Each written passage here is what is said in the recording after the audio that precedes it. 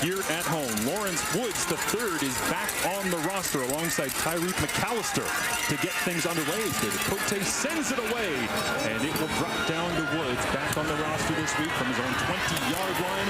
Drops to 30 and wrapped up right there, as it will be Matthew Schultz at the controls here after having a really effective performance in relief on Sunday against Toronto, 13 of 14 in that ball game. Yeah, Matthew Schultz is an interesting guy for the Hamilton Tiger Cats. Certainly saw a lot of action last year, filling in as starter when Dane Evans was hurt.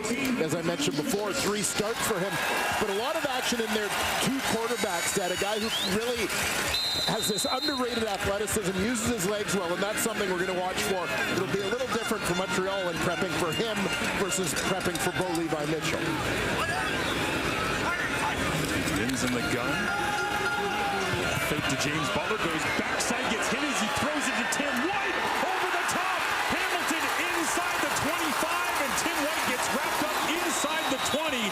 And Tommy Condell and Matthew Schultz come out gunning right out of the gates. Well, Matthew Schultz stands in and takes a massive hit right in the chest on this one. Nick Usher lowering the boom. But Schultz will tell you it's all worthwhile as this one drops in perfectly to Tim White for a massive Ticat gain out of the gate. Held the backside defensive back there. Ento just enough to open it up. 61-yard gain into the score zone. Go the Tiger Cats, and this one will skip into the turf. Incomplete. Let's get a look at the Tiger Cats starting offense here, led by Schultz after that big play. And we'll be watching the protection that Matthew Schultz receives. 3 rookies starting on that offensive line, including the number 6 overall pick in this year's draft, Dayton Black, out of the University of Saskatchewan. Add another veteran to that receiving core in Richie Sindani, the former Calgary Stampeder. So that pass that skipped into the ground was intended for Godwin. Big one-handed grab he had on Sunday against the Argonauts. They'll empty it out again for Schultz here. On 2nd down and long, going to try to use the wheels. Runs away from 2 defenders. Knifes towards the end zone and lost his footing inside the 5. But escaping, and a big play early on for the legs of Matthew Schultz. Yeah, and we talked about this right off the top. Matthew Schultz, we didn't necessarily see this part of his game during his time in Montreal, but moving over to Hamilton last year, I thought this was something Tommy Condell took advantage of very well. Avery Williams, now the middle linebacker in Montreal, was the man that Schultz made miss. They get a 1st and goal here from inside the 5. Handed off to Butler, and he'll get stacked up right there. He's got 2 carries, 2 touchdowns deep inside scoring territory so far this season. Now, after that Matthew Schultz run, we saw Orlando Steinauer on the sideline applauding the play as he picked up the 1st down. But you got to feel like that's a little bit of nervous applause from Orlando as he's looking at rookie quarterbacks behind Matthew Schultz, and you see him take that big hit on the opening play and then take another shot on the run. They may want him to actually use those legs a little less. Tiger Cats looking to finish with 6 here early on to the back of the end zone. It's Butler. They try to get the running back on a little corner route and incomplete, so out comes the field goal unit. But a successful opening drive, all things considered, with Matthew Schultz taking over. Yeah, and one of the things out of the gate, I know a lot in terms of when you talk about the determining factors in the outcome of football games. Of course, we always talk about turnovers. We talk about penalties. Yep. You know, another one that's very significant, big plays. And that's something the Cats haven't necessarily made a lot of this year, but Schultz to White out of the right off the bat. It is Mark Leggio hammering it through for the early 3-0 lead here for the Tiger Cats over Montreal. Cody Fajardo gets set to take the field for the first time in week number 3. A rushing touchdown, none through the air, though, in week 1 against the Ottawa Redblacks. That was a low-scoring defensive battle back and forth. Both teams trying to run the rock. We'll see what he does here as one of his running backs, Jesuit Antwi of University of Calgary, stands back alongside Chandler Worthy. And Hamilton's defense set to come out as it'll fall down to Antwi. Drops it around the 20, trying to get to the left edge. And the coverage team is right there to stack him up as we get a look at the Alouettes starting offense here. Yeah, this group taking care of business for Cody Fajardo, led by veteran Landon Rice, once part of the Johnny Manziel trade between these two teams, Mark. Keep an eye on the receiving core on 2019 draftee Keon Julian Grant.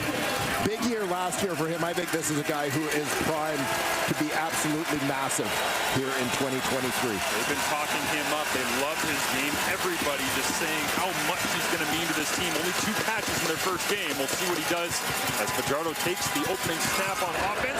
Fade ball down the right sideline over the top. And they'll call it a completion. Down that sideline, it's Abram making the grab.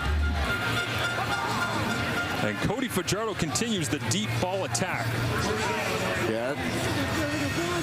Opening series in week 1 for them, it was Austin Mack on a deep ball. This time it's another first-year Alouette, Keyshawn Abram. Are we going to get this one reviewed as you saw him kind of land on the sideline with that one?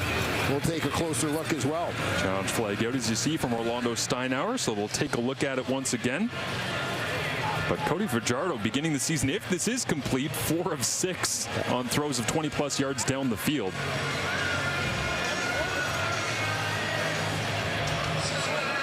As Justin McInnes, the lead official here tonight in the Hammer, and both offense and defense for these two clubs making their way back to the original line of scrimmage before it was called a completion, well down the field across the 55. Turning my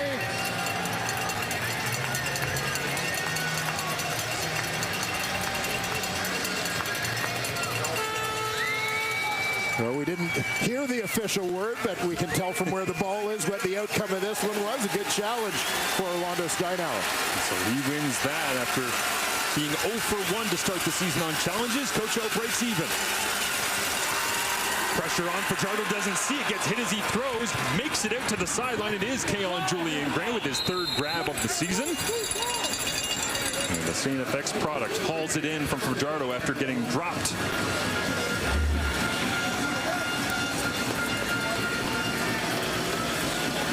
Much pressure coming. Simone Lawrence coming free on the blitz.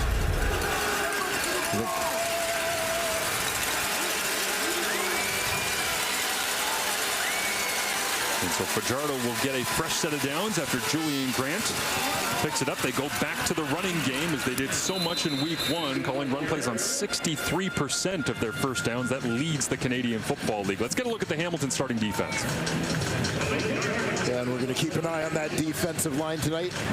Mo Diallo, Toronto native. Another youngster primed for a big year. Keep an eye on Chris Edwards from that nickel linebacker position. Playmaker already has 1 defensive touchdown this season. In the secondary, Lawrence Woods, as always, doing double duty this season, starting at the field corner spot as well as being the primary return man. 2nd down and 4. Down that left sideline, looking for Mack, and incomplete. It falls away as, again, Fajardo stretching out the defense and challenging this Hamilton defensive backcourt that has struggled against the deep ball to begin this season, giving up 5 passes of 30 yards or more. And here you'll see Fajardo gets it out quickly. Kenneth George Jr. providing the coverage step for step with Austin Mack. And getting word as well that the challenge for Coach O actually wasn't needed because it was the command center that was looking over things. So the Hamilton head coach still has his challenge here, as he would have if he ended up winning that challenge, but comes off the books as Lawrence Woods III will return this from the 20-yard line.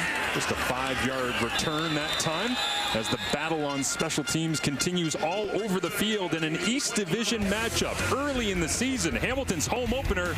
They thought they'd have Bo Levi Mitchell at the helm, but it's Matthew Schultz at A look at Matthew Schultz last season here in the Hammer. You mentioned it already, Dwayne Ford having an opportunity up and down between him and Dane Evans, getting into the game, having to come in and rescue the team, being a double quarterback system, all the rest. He's put on a little bit more weight this year, wants to be more durable as a quarterback and have the potential to lead this team. And with Bo Levi Mitchell going on the 6-game injured list, for at least the next little while, this is his club. Yeah, and it's interesting when you talk to coaches and teammates about Matthew Schultz. It's not false confidence that they have in this guy. As this one gets knocked down, that's Tyrese Beverett off the edge, making the play on Schultz's throw, but certainly no lack of confidence as you see the defense starters for the Montreal Alouettes. Yeah, Jamal Davis with a number change this year, but still the same dangerous guy on that defensive line. He had the hit earlier on Matthew Schultz. Former Ticat Tyrese Beverett had a breakout year last year, becoming a starter for Montreal. Another former Ticat, Deontay Evans, in that secondary. We'll also keep an eye on Kavion Ento in for Nafis Lyon in the back pocket. Rush over the top again. Schultz drops it down. It's Tim White. Another explosive play. Schultz to White. Back-to-back here to open things up in week 3.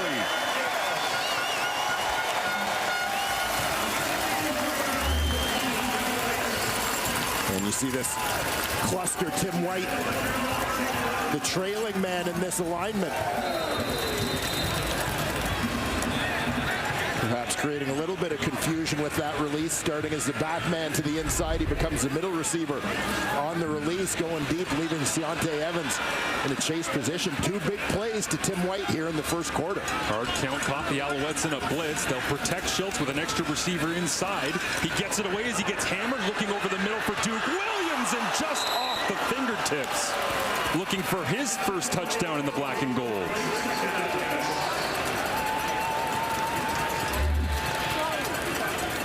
And this is just a reminder of the reputation of Duke Williams as a guy who's going to make those big catches in traffic. Matthew Schultz knows he's throwing that in career, whether it's been in Edmonton or Saskatchewan, has so often come up with those. Butler stands in the backfield alongside Schultz. 4 receivers to his left. That's where he looks off the hands of Richie Sindani. That would have been his first catch in Hamilton as well after not re-signing in Calgary, bouncing around a little bit and coming back here to the CFL. Well, big plays giving Hamilton an opportunity to put points on the board in their first couple of drives here. Of course, a field goal on their opening possession, lining up for another opportunity here. But you also have to think about missed opportunities, which Orlando Steinauer says have been a concern through the first 2 weeks. The difference between getting points and maximizing points. The story here early on in Hamilton as Mark Leggio knocks another one through. Williams stand back. A big week 1. Canadian Football League training camp is short. Yes. Starters don't get a lot of reps in the preseason. Chandler Worthy will return this across the 30. Chops the feet around the 35 and gets wrapped up. Flag out on the play as well. Jason Moss did describe it to us as basically a combination of the offense last year and what Jason Moss wants to do offensively. Legal block, Montreal, number 24. It's a 10-yard penalty, first down. That one will go against Marc-Antoine Duquois, and that'll back up Montreal's offense to start here. But trying to bring 2 offenses together, never an easy project. Yeah, that's it. Trying to take advantage of the fact that what Jason Moss brings from Saskatchewan is familiar to his starting quarterback, Cody Fajardo, but not wanting to have everyone else in over their heads and have a little bit of a smooth transition for returning players as well. The twist on that being you're looking at a largely different receiving corps than you had a year ago as well. You've got continuity on the O-line for sure, but a lot of guys learning new material regardless. Stand back in the backfield as Fajardo makes a check at the line. Tim Hortons Field brings the noise, and the Tiger Cats come after Fajardo, wrapping him up, tackle for loss.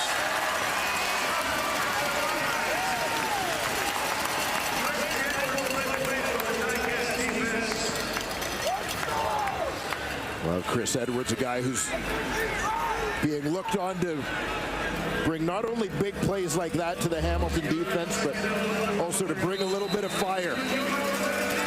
Here you see a guy, natural defensive back, but here playing closer to the line of scrimmage. It's a tough matchup for Nick Callender in space against a guy much smaller, much quicker. Edwards took advantage of that. Callender listed at 321 this year, 27 pounds up. The left tackle now at 348 is on second down.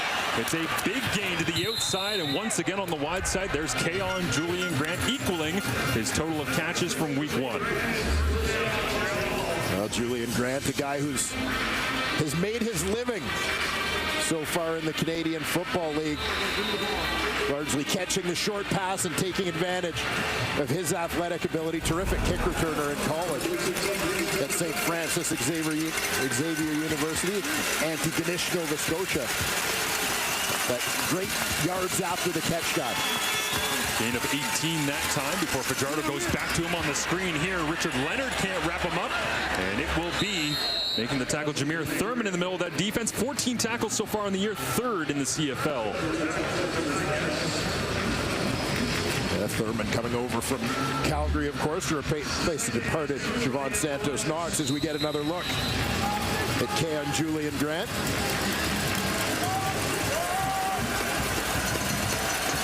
His dad, of course, a former Hamilton Tiger Cat.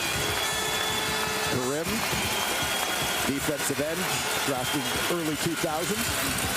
And off inside, Stanback churning the legs once again. I mentioned earlier they went to the run early and often, 63%. They only got 3.1 yards per carry, Dwayne, in week 1 against that Red Blacks front. But they weren't scared to keep going back over and over again. 16 rushing attempts for William Stanback in that ballgame. Yeah, it's so important, particularly when you have a big back like Stanback, big veteran offensive line in front of him. You have an opportunity, if you stick with it, to physically wear down the defense, and you hope it starts paying some dividends in the second half, particularly in the 4th quarter of that football game. That rush will convert. Fresh set of downs here for the Alouettes. Fajardo rolls to his right, flips it underneath, and it's incomplete. Richard Leonard there on the coverage, as once again going back to Keon Julian Grant. And you're seeing as Grant targeted a number of times here in the opening quarter, how he's being relied upon in this Montreal offense. Talked about a lot, obviously. Everybody talks about the departures of Gino Lewis in free agency, Jake Wieneke in free agency. You've got Tyson Philpott starting the season on the injured list, Reggie White on the injured list as well. And off inside, the Alouettes scrambling to get set that time, and Fajardo not happy with the line of scrimmage communication, and it looks like they just tried to get anything off before the play clock hit 0, and it results in the punting unit coming out.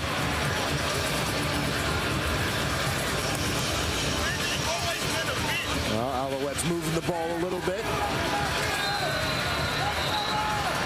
Eating up a little bit of Hamilton's time with the wind at their backs. Certainly we've seen the Ticats take advantage of that in the passing game, with Tim White over the century mark already. Joseph Zima sends this one away. Lawrence Woods stands back and receives at his own 13. Hamilton with a couple of field goals. They get another possession right here, a 47-yard punt, minimal return, and Matthew Schultz heads back out onto the time. But he did say he will be on the sidelines to watch this game. He wants to be with the guys. I did also ask him if he gave Matthew Schultz any advice before this home opener, which is Schultz's first home opener since about college. But Levi said he just told him to be himself. Whether it's good or bad, it's all about the next play. Bo said, yeah, I know it's cliche, but it's the truth. Yeah, one play trying to stack them in front of each other has been the challenge for this Tiger Cats offense. Thank you, Kenzie. As Schultz will hand it off. There's JB, James Butler, driving the legs, and a nice pickup of 7 on first down. And Hamilton changing gears after coming out with a big couple of big passes. Their first couple of possessions here, looking to get James Butler involved in that run game. Good push from the left side. Nice job by the center, David Beard, getting up to second level. Avery Williams, the injured Alouette, down on the field as he threw that right hand and arm in to try and wrap up Butler, and immediately went down. It was a gain of 8 before Williams could get there with the rest of the Alouettes defense. And the free agency signing out of Ottawa gets onto his feet and makes his way to the sideline. Frederick Chagnon comes in. Just Avery Williams, a guy that we came to think of as a bit of a fixture in his time with the Ottawa Red Blacks. Perennial leading tackler for that defense. Second and 2. It will be Schultz staying in short yardage, and I don't think he's going to get it here. As Chagnon right in the middle of that pile. And so now the Tiger Cats offense a decision to make third down in their own end. But it's the old triangle effect, right? You have Javon Santos Knox from Hamilton going over to Ottawa in free agency. There's no home for Avery Williams. He makes his way to Montreal. Jameer Thurman comes in from Calgary. So spinning of the wheel in CFL free agency as you see Schultz getting turned back at the line of scrimmage. They'll go third and very short inside their own end. He got stacked up again. Where will the spot be? They'll give it to him, it looks like, with the preliminary spot coming in from the sideline. They had to earn every part of that. Did. Montreal, with that defensive front, certainly not making it easy on Schultz and the Ticats. A look at Nick Usher in that defense. Flying off the edge opposite Jamal Davis. So after 2 sneaks, Schultz will go to the air, looks down the field and checks it down underneath, incomplete. Only the second target of the year for Felix Grangoche as Schultz has to peel himself off the Tim Hortons Field turf. They had time initially, but as that pocket started closing, that one ended up becoming a rush throw. Mustafa Johnson, the man supplying the pressure here. Oof. An awkward shot to the knee of Matthew Schultz. Dayton Black, the 6th overall pick, right guard. A little talking to maybe in film. Don't throw the 200-pound guy back into your quarterback as Schultz steps forward in the pocket. Looks like he might have had an opening. They go for a little jog through the secondary of Montreal, but fell to the turf first as Johnson there once again. Yeah, Johnson got a little bit of a push, although Black was well positioned. But this creates a little bit of a seam for Matthew Schultz to step up and try and run through. But there you see the... Is that legal? The right foot trick? So that one will be discussed also in the film breakdown. The punt is away. Chandler Worthy grabs it with a no yards flag down inside the restricted zone. And Worthy down the right sideline cuts it back against Bailey Flint. Blockers out in front. And it'll be all the way to the house for Montreal. As Worthy, one of the best returners in the CFL, for now, has leveled things off at 6.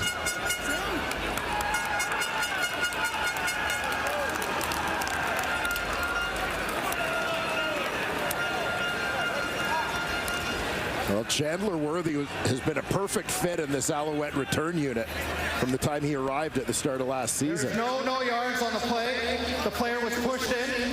Leave a touchdown. And it will be a return touchdown for Chandler Worthy. Wondered as well if there might have been a block in the back at the same point.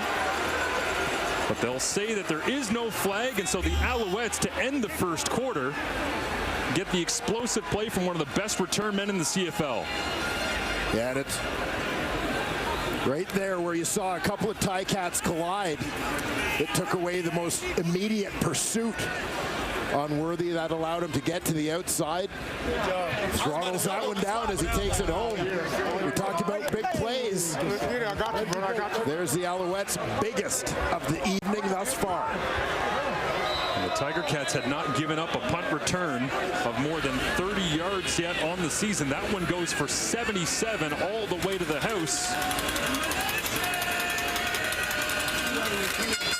And David Cote out to kick it through the uprights. 77-yard punt return touchdown, 7 points on the board. And after a first quarter that the Hamilton Tiger Cats were mostly in control of, they trail 7. Somehow, Montreal has a 7-6 lead, Wayne Ford, as it has been a big quarter for Matthew Schultz and for Tim White. 2 explosive plays, which you love to see if you're a Hamilton Tiger Cat fan here in the home opener. The only problem is you're only supposed to win by 1 point if you can by the end of the ball game. Well, this is it. You want those big plays to translate into something more than field goals, and that's been the issue, is those missed opportunities.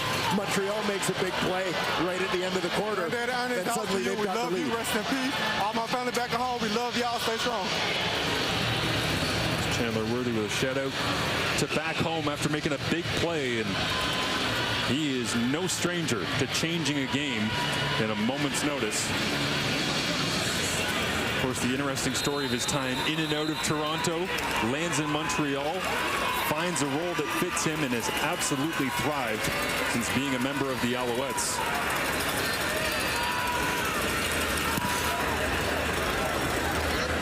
Hamilton like to have a return of their own. Lawrence Woods cuts back across the 30 as we get one more look here at the big punt return touchdown by Chandler Worthy. Yeah, Montreal may have gotten away with a push in the back right at the start of that return, but no call. They just keep churning. Chandler Worthy down the sidelines for biggest play of the game.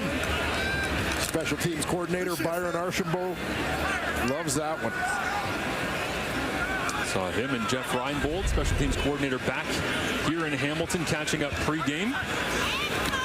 They empty it out for Schultz on first down, completed underneath, and Duke Williams gets his first grab of the ball game. His 10th catch of the season. Duke Williams limited a little bit by injuries in 2022. Spending the season with the Saskatchewan Roughriders. Joins Hamilton in free agency after a little bit of recruiting from quarterback Bo Levi Mitchell. Once again, they emptied out for Schultz. Pressure on, gets it away to the sideline. It is caught. Trying to get away from the tackle is Tim White. And finally, it'll be Ento wrapping him up. But Duke Williams, to your point, Bo Levi Mitchell might not be in the lineup, but his presence is felt with Duke Williams making catches out here. Yeah, it certainly is.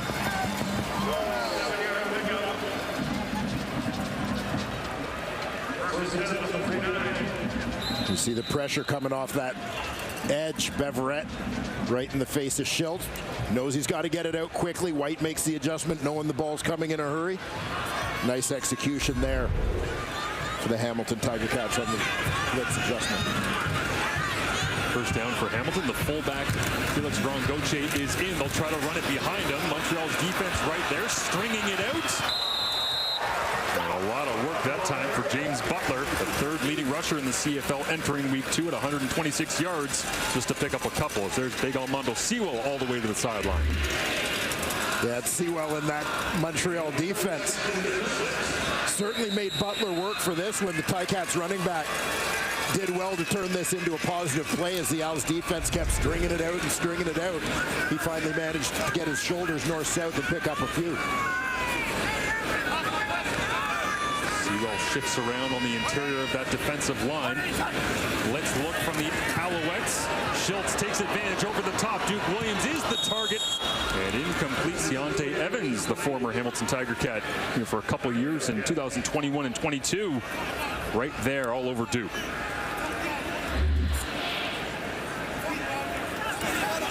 Keep an eye, middle receiver here. In that trips formation is Duke Williams. Deontay Evans with him all the way. A couple of great veterans doing battle there. Chandler Worthy stands back with his first touch here after his punt return touchdown.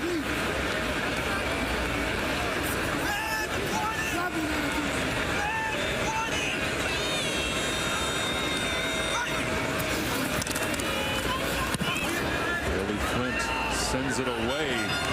Short kick that drops at the 20 and right there to make the tackle on the spot. Hamilton's coverage unit, a no-doubter. Carthel Flowers Lloyd leading the way on special teams for Hamilton on that one. Had 4 special teams tackles coming in. Adds another couple here early on. Montreal possession on Friday Night Football. Alouettes. Inside handoff and a flag comes up as Mack has got himself the second longest catch of the year so far, behind only Gino Lewis, who's now playing in his position, of course, with Gino signing in free agency in Edmonton. Holding Montreal, number 55. 10-yard penalty. Repeat first half. That one goes against Landon Rice. You mentioned earlier in the Manziel trade, Hamilton to Montreal, Hamilton to Montreal. Yes. The path of one Landon Rice. You get a look at the replay. Yeah, he's just on the right side of your screen working against Jagarrett Davis. You see him on the flap of that shoulder pad.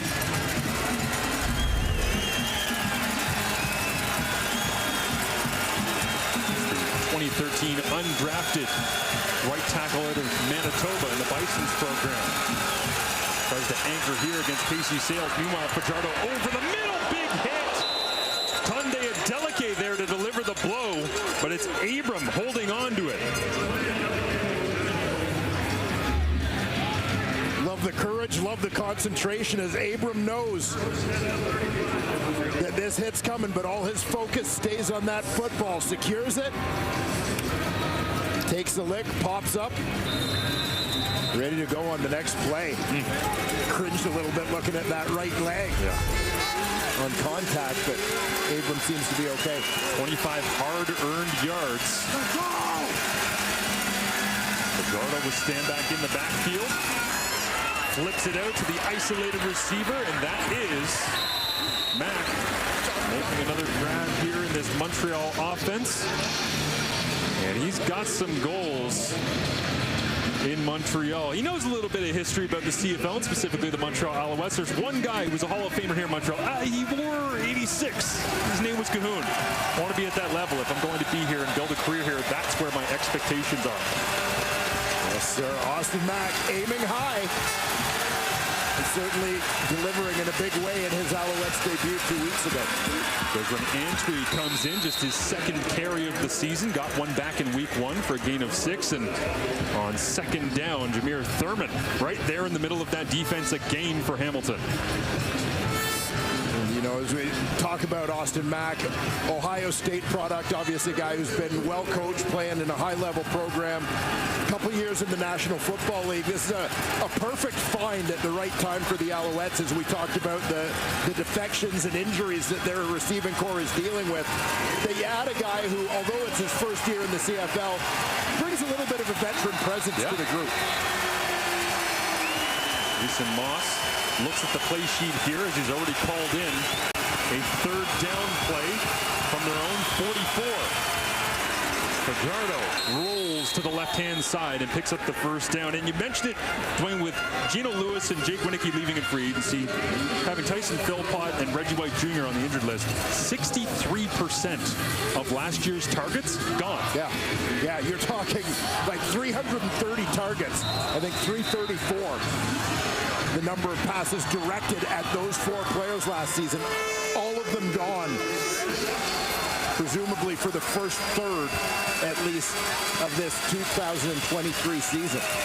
They keep the heavy package in here. Extra fullback, extra lineman. Fajardo checks it down underneath. Williams Standback trying to stay on his feet. He does. Crosses midfield and is driven out at the Hamilton 49-yard line. Gain of 15 on the play. Well, terrific balance there, demonstrated by Standback as he recovers after having his legs taken out. He's just to the left of the quarterback in this formation. Quick release. It looks for a moment like he might go down here as Jameer Thurman gets into his legs, but Standback keeps the feet underneath him to pick up the first down. Antwi in the backfield alongside Fajardo. They'll give him another touch. Breaking to the sideline, trying to find a lane, nowhere to go. There's Mason Bennett right there alongside Kenneth George Jr. Mason Bennett, University of North Dakota product, native of Winnipeg. Left North Dakota as that school's career leader in sacks. As you see, first rounder for the Ticats back in 2020. Leaves Fajardo and company with 2nd and 9. Converting 35% so far this season, and they'll get one here and much more as off to the races.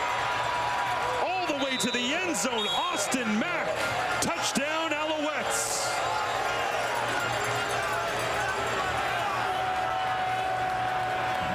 Austin Mack continuing to make his presence felt.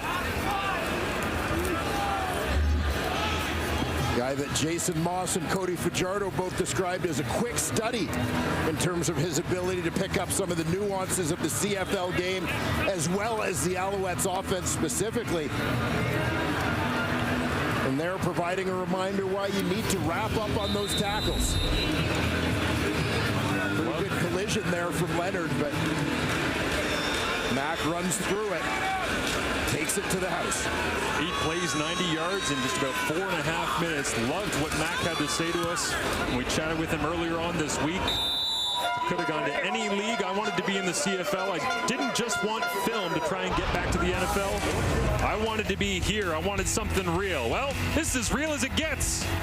A touchdown on Friday Night Football in the Hammer. Alouettes lead.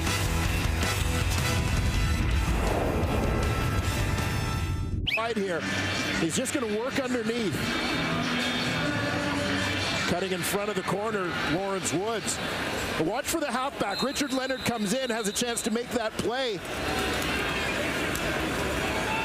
And it's almost as if Mack got to Leonard faster than he expected. He didn't get the arms out to wrap up. It was just that shoulder to the chest or shoulder to the belly collision.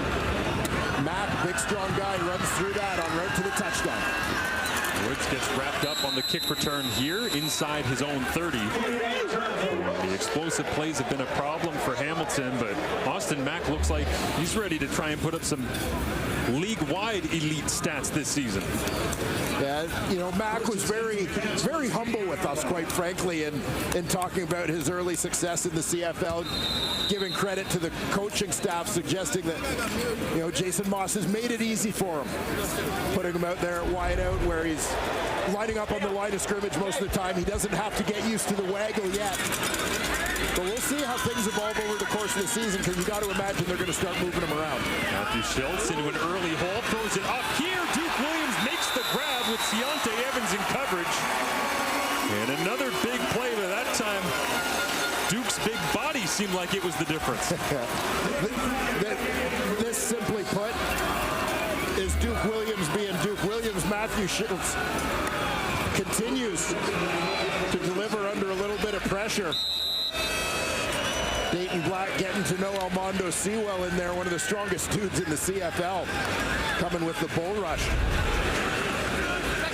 Duke Williams, the big grab in traffic there. 35-yard gain. They'll flip it underneath to Tim White. Montreal ready for it, trying to get to the outside, and finally there to bring him down. The tackle is Wes Sutton. As last year, Wes Sutton, the only player in the CFL to have more than 10% of the team's defensive tackles and more than 10% of their big defensive plays. Interception, sacks, forced fumbles, fumble recoveries. He was the only one that had more than 10% of both. He was elite for them last year. Yeah, and the coaching staff, Jason Moss in particular, has talked about Wes Sutton really coming forward as a leader for this team this season, earning himself a little bit of cred with that performance last year. Cody Fajardo said he was interested in his game when he got to Montreal after playing against him, as Schultz has this one. Get knocked down in a mess at the line of scrimmage. And is that Uguak, the first-round pick this season out of TCU? Yeah. Uguak coming from that defensive end position. I know leading up to the draft, much debate as to whether he would see most of his reps in the CFL at end or tackle, but having an impact coming off the edge right there. Edmonton native, started his college career at UConn before transferring to TCU. Charmed run for the Horned Frogs, of course, last season before a disastrous national championship. He didn't get many reps here in the CFL and motivated to make plays as he just did. Punt down inside the 5-yard line. And they will pin Worthy along that sideline. Montreal, lots of work to do here as they have the early 14-6 lead in the second quarter. Lawal making plays. Alouette here in the CFL making waves. People around the CFL are noticing. For more, let's go down to Kenzie Lalonde. Yeah, Marshall, when Austin first got to Montreal, he didn't know much about the CFL or the Alouettes. So he took his time to not only study the game, but the history of the Alouettes and the players that have come before him. He, of course, came across Ben Kahoo's name, but also the man who held his position a year before, Gino Lewis. He spent time watching his film. He said he's an unbelievable 50-50 ball catcher, and the way he's aggressive with the ball, he really admires. He feels that these guys have set the standard and the expectation the city of Montreal has for their wide receivers. We go back to last year's points for Austin Mack in particular, 120 yards on his first game in week 1. Well, Gino Lewis's rookie numbers in 2 games, he had the exact same amount, 120 yards. Love it, Kenzie. Yeah, and of course, remembering how Gino's career began, just catching a fade ball, catching the eye of the coaching staff, getting an opportunity to stick around. I mean, it's kind of the same script a little bit here. Well, this is it. Taking advantage of opportunity is what it's all about in the world of pro sports. Pickup of 9 on first down. Second and short. Fajardo rolls over the top. Gets a first down for the Alouettes with a long field here and 4:15 remaining. And Montreal kind of feels like settling into their comfort zone. A little bit of an early lead. You got stand back, kind of working off play action a little bit. This feels like how the Alouettes want to play this season, doesn't it? Yeah, well, it certainly does. And you mentioned the strength of that running game, that offensive line, veteran group, mobile quarterback, and a healthy Cody Fajardo, which wasn't necessarily the case a year ago. So many things you can do off that play action run game. They flip it out to Keon Julian Grant here on the jet sweep. Bounces off 2 tacklers, stays on his feet, and he knifes forward for another couple of yards. Rolling away is the Ticats secondary having trouble bringing ball carriers to the turf right now. Well, Julian Grant, another 200-plus pound receiver with deceiving speed. He's going to come right to left on your screen to take that flip from Fajardo.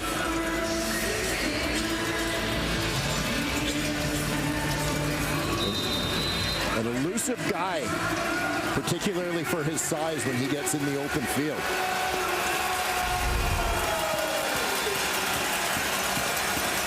Gain of 7. The 2-back set in with Stanback and Antwi. Handed off across the face of Fajardo. It is Antwi.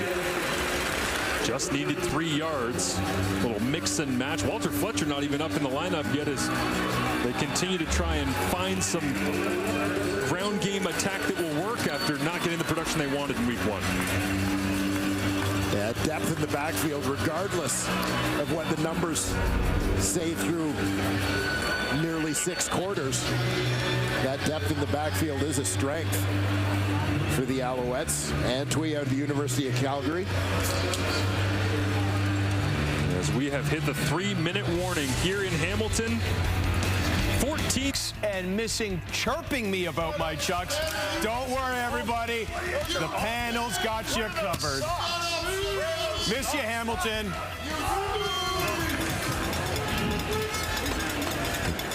Hey, go easy on Matty back there. Kenzie enjoying the sideline sights and sounds tonight with us here. Marshall Ferguson, Dwayne Ford. As it's sent away by Joseph Zima. Hamilton's return game still trying to warm up and make a difference on a night where they are having Speedy B as their alumni of distinction, and a special teams battle spills into the Hamilton bench as we get a look at the pressure on Matthew Schultz. Yeah, Schultz is held up well, and despite taking a couple of hits, has gotten rid of the ball when he's needed to, but we mentioned off the top, 3 rookies starting on that offensive line for Hamilton against a strong Montreal defensive front. So I think Matthew Schultz is somewhat prepared for what he was going to face tonight. Just 6 completions thus far. A couple of big shots down the field. Duke Williams, 2 to Tim White. What can he do here? Inside the final 3 minutes, gets hit again as he throws, looking down the field. Flag comes up in the backfield, and they might have caught the helmet or face mask of Schultz on the run by.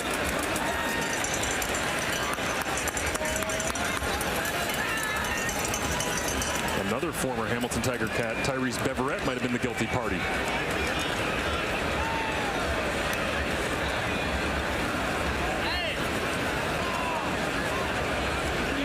Roughing the pass, Montreal, number 26, 15-yard penalty, third down. We'll take a look. Tyrese Beverett coming off the edge right here, beats the running back. At least partially. You see that hand coming over the top. Catch the face mask of quarterback Matthew Schultz. And blow to the head. Get that call every time as Schultz goes with the hard count. Dayton Black pops up and starts pointing.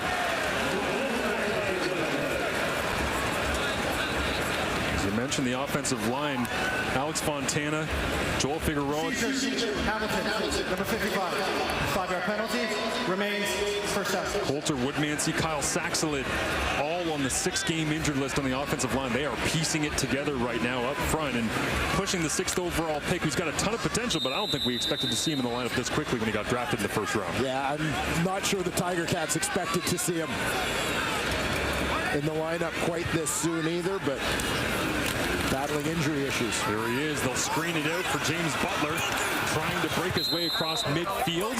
They'll get back what they lost on the call previous, and it'll set up 2nd down.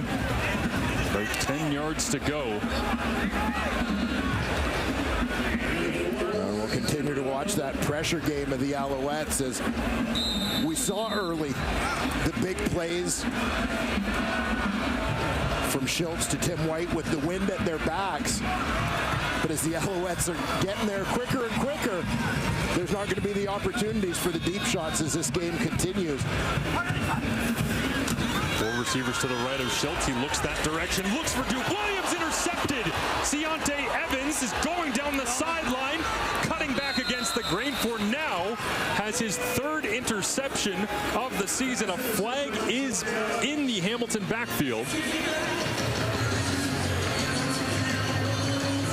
And the offense for the Alouettes quickly onto the field. Oh, and no appearance of protesting from Hamilton. Hamilton, number 66, half the distance to the goal, first down. So that's going to be the right tackle, the left tackle rather, Brandon Kemp. Number 4.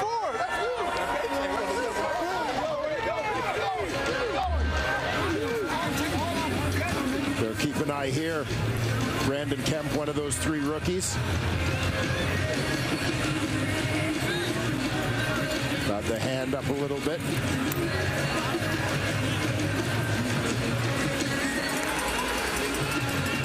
Deontay Evans with a nice jump on that one, coming underneath the intended receiver, Duke Williams. Oh, glory to God, man. You just got a battle adversity. Don't tell them they're going to go your way. Got to keep fighting, though. Got to keep fighting. 2018 Grey Cup champion in Hamilton for a couple of seasons in 21 and 22. Tied for the league lead in interceptions coming in. Command center. After the interception, the player stepped out at the 49-yard line. We have face mask. Hamilton, number 66, sorry. We're going to go up 15 yards, first down. So we'll tag it on. Change the field position up a little bit, but it remains Montreal possession with great starting field position, something the Alouettes were blessed with back in week 1 as well. Best starting field position in the CFL at their own 43. Well, here they're deep into Hamilton territory with Cody Fajardo staring down the Hamilton Tiger Cats defense that's given up the most net yardage in the CFL so far this year, over 400 yards per game against Winnipeg and Toronto. Fajardo looks down the field, out to his left, checks it out to the sideline, and down that sideline with running room inside the 5. It is Cole Speaker. Played just a couple games last year. It's a nice grab here. Yeah, Speaker is a guy who impressed in his late season audition with the Alouettes after spending much of the year on their practice roster. Particularly a game against the Toronto Argonauts. He was one of their busiest receivers. Closing week of the season. And again, opportunity here in 2023 with a number of changes to that receiving core. And Speaker looks to take advantage. First and goal from the Hamilton 4. Fajardo turns, fakes the run, runs for the end zone. Touchdown, Alouettes. They extend their lead late in the first half.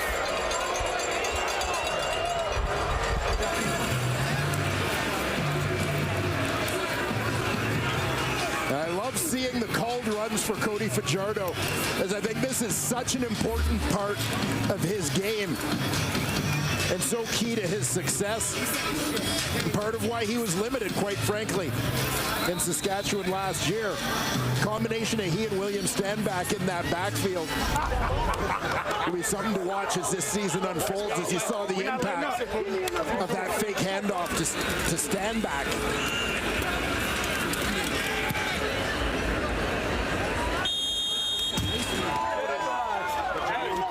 Taking advantage of the aggression of Malik Carney off the edge, pulls it out, and races away from Jameer Thurman and Tunde Adeleke in time to reach the goal line. And you mentioned the reaction to Carney off the edge, exactly what I'm talking about. Williams Stanback, as a defense, when you think he's getting the ball, everybody's swarming to the ball. You have to. Against a big back, productive guy like that, that leaves things wide open on the edge for Cody Fajardo. And when you get in the end zone in Montreal, you get the gift of a quick lift from Pierre-Olivier Lestage, their standout left guard. I thought you said go early. I was like, So a lot of people don't realize until you stand around Cody Fajardo. 6'2", 226. That's a big dude and moves very, very well, as we've seen early on in this game. And again, the health aspect coming in here, Dwayne, talking about last year, the deep ball. He just felt like he couldn't actually step into any throws with an injured knee sustained early on in the year. And this year, the deep ball's flowing a little bit to Austin Mack. Got a shot down the sideline to Abram in this one. Running freely, handling the short yardage package. Looks much more like himself from when he began in Saskatchewan and even all the way back to Toronto as a backup. Yeah, and I was always intrigued by him during his time in Toronto and felt that this was a guy who, just with the skill set that he possesses, could be a very effective quarterback in the Canadian Football League. Tyreek McAllister up in between the blockers. Falls down just shy of the 40-yard line, and Deontay Evans, man of the hour with the interception that set up a two-play 34-yard touchdown drive for Cody Fajardo in the offense in just 16 seconds here. And Montreal put up 17 points in the second quarter back in week 1. They've been putting some points up here as well. And for the Hamilton Tiger Cats, the first half defensive struggles continue. Now averaging, coming into this one, 25.5 points allowed in the first half of games. Montreal at 21 right now. Schultz would love to put some points up on the board. He'll begin with a quick completion. That is Richie Sindani making the grab. Yeah, trying to get something here in the final minute 33. But this opening half is, I think, critical, quite frankly, for the Hamilton Tiger Cats. You got to remember, Montreal has that advantage or ace up their sleeve of having won the coin toss at the start of this game. They deferred to the second half, so they'll sort of control. Not that there's much win now, but it comes and goes, as you know, in this stadium. Schultz again over the middle on second down and 3. Gets that and more from Tim White, who's, with a couple of early completions, was well over 100 yards already.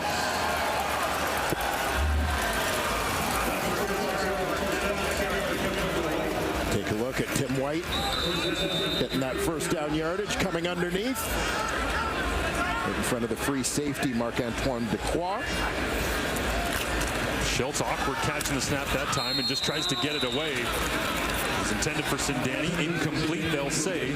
So second down and 10 as we roll inside 1 minute remaining in the half. Yeah, you know, it is, as I was saying before, the importance of getting points here before the break for Hamilton is obviously Montreal with a bit of control in the second half, having won that coin toss, but also just when you look at the pressure that Matthew Schultz has faced already, you don't want to be in too deep a hole with time working against you and being forced to pass the football where the Alouettes can really pin back their ears. Schultz looks deep over the top. It is Duke Williams. And those little curl routes into the middle. It's a big first down and into scoring territory for the Tiger Cats. Cody said this week about those little in-breaking routes that he saw so many times from Duke and Saskatchewan last year. Yeah, nicely placed ball here, and Duke Williams. Once again, Duke being Duke. Catching that ball at the top of his jump over traffic. Schultz trying to roll away from pressure, evading a big hit that time. Looks like it's Godwin. It is making the grab, the Georgia Bulldog. Getting a rare touch here in this offense. I'd like to get him more involved as the season goes on, and Schultz getting it out of his hand quickly. Yeah, and this is plays like this, plays like the big hitters to Tim White earlier. Those will be the keys to getting Montreal out of the pressure package, is making big plays against it. Schultz backpedals, takes a shot deep over the top, up in the air, back in the end zone, and it was right there for Godwin. Couldn't bring it down. Looked like pretty good placement on the throw, though, Dwayne. Yeah, I'm not sure if Godwin misjudged this, as it did look like he was well positioned to make the grab here. Ento running with him, just off the fingertips.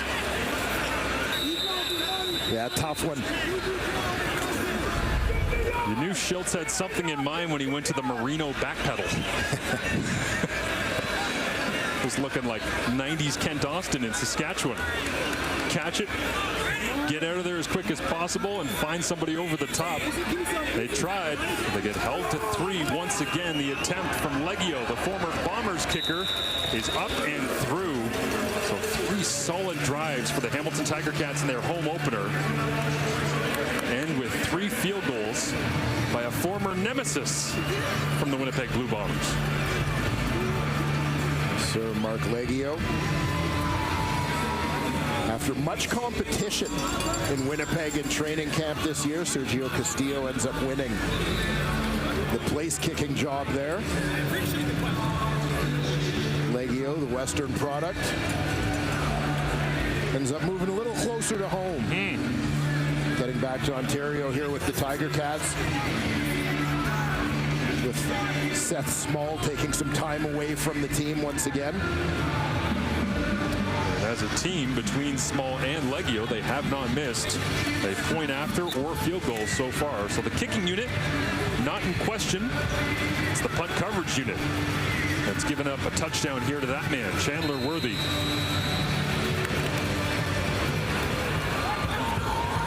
Is Worthy always ready for playoff football?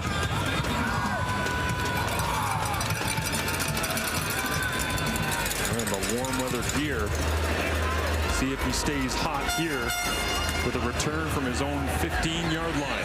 Tries to get to the outside, bit of a wall. Shakes another man back to the inside, and once again making the play. It's Carthel Flowers Lloyd. A flag is down on the play. As the PGA on TSN continues tomorrow with third-round action of the Travelers Championship. Golfers tee off at 3 Eastern, noon Pacific on TSN and CTV2. Those guys look like they're ready for the 19th. Holding call against Montreal will back things up.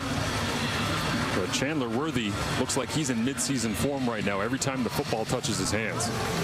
And if you remember, he set the tone the first couple weeks of the season a year ago as well.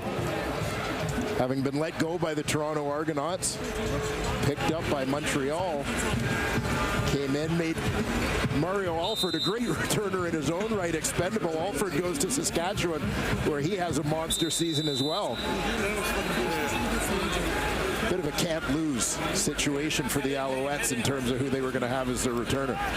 Mario Alford, the greatness of Janarian Grant on display last night for Winnipeg despite a tough loss. And here tonight, Chandler Worthy. Plenty of great returns around as Fajardo kneels this one out. 21-9 is your score at the half. That's a couple of big plays. Chandler Worthy, of course, Fajardo diving into the end zone, and Austin Mack as well, getting himself in the first quarter. He's already had a breakout night for himself, but stats don't mean much to this Tiger Cats club at 0-2 and beginning the second half in a 21-9 hole against the Montreal Alouettes. Mark Leggio has it on the tee, sends it away, and it will be Chandler Worthy. Punt return touchdown in the first half. Trying to get to that wall of blockers, and Montreal creating room for Worthy once again, almost out to the 50-yard line for Anthony Federico. The Queens grad bumps him out of bounds, a return of 30 yards that time on the kickoff. So we get a look at Cody Fajardo and his work in the first half. Yeah, Chandler Worthy, as you mentioned, is the guy who got things going, but Cody Fajardo starting to heat up, spreading the ball around to all of his receivers. Austin Mack with the touchdown grab there, and using the legs to finish off the drive himself. No 2-and-outs in that first half for either team as Fajardo will just pick up the low snap and slide his way forward up to midfield. But no 2-and-outs in that first half. Dwayne was just about to say Montreal been avoiding that, staying on the field. Time of possession pretty good to start the year and avoiding having those quick outs. And Fajardo saved this one from what could have been disaster to begin the second half. Yeah, nice heads up to turn that near disaster into a positive play for the Alouettes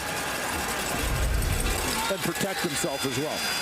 Moni Lawrence on the hunt nearby. Somehow picking up 3 yards out of nothing. 2nd and 7. Fajardo over the top, man open, and it's dropped. Well, Speaker, the intended target.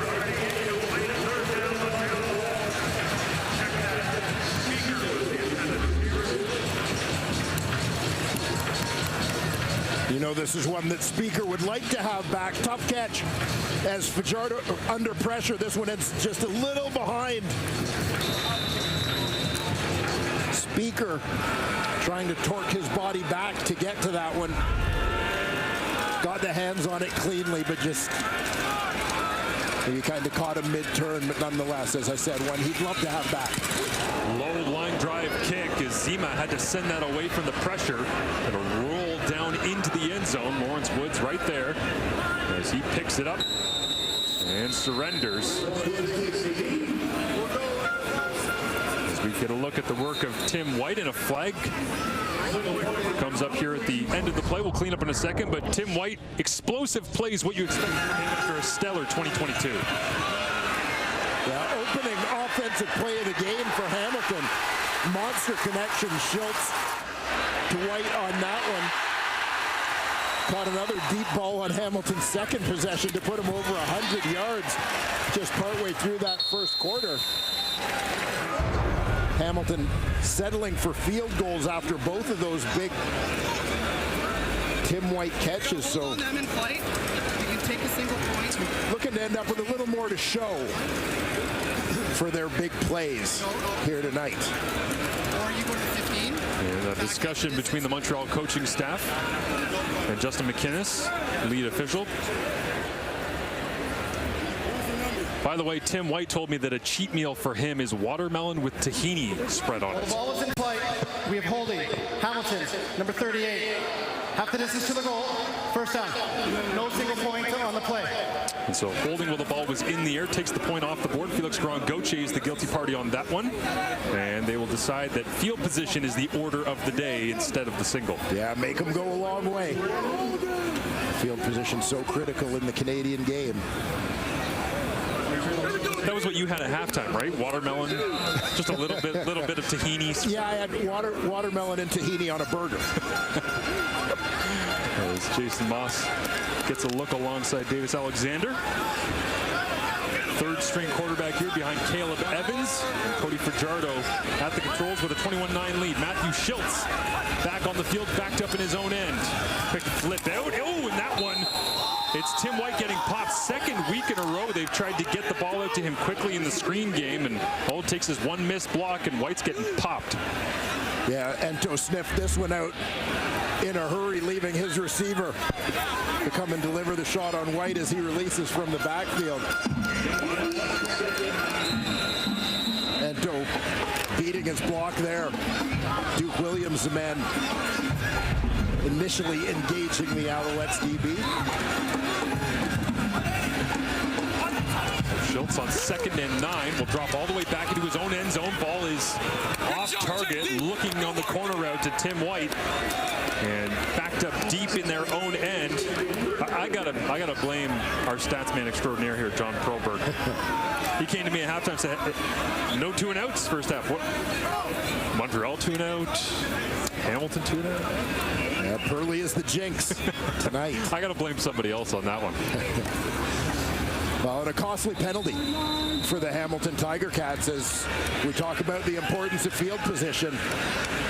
The Alouettes enforcing that 2 and out are going to gain some huge ground on the exchange. Flint sends it away.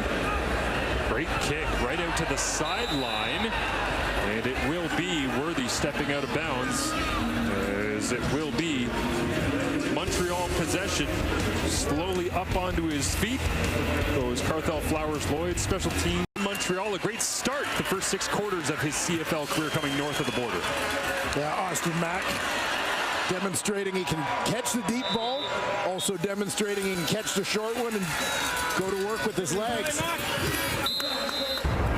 Again, a nice off-season get for the Montreal Alouettes. Great addition to that receiving corps. See if Mack gets involved in the attack here as Fajardo stands in the gun. Go back to the ground game. Trying to get to that second level, but that front 4 of the Hamilton Tiger Cats struggling to get to the quarterback so far in this ball game, but being able to hold up Stanback on that first down attack. Well, you think back to William Stanback's monster 2021 season. Hamilton was the one team against whom he had trouble running the football, and it was all about their defensive line. Getting penetration, not letting Stanback get north-south, not letting them gain any momentum. Pressure look from the Tiger Cats here as Fajardo stands in, and he'll go down. Took 6 sacks in week 1 against the Ottawa Red Blacks. Malik Carney looks like he was the first to get there.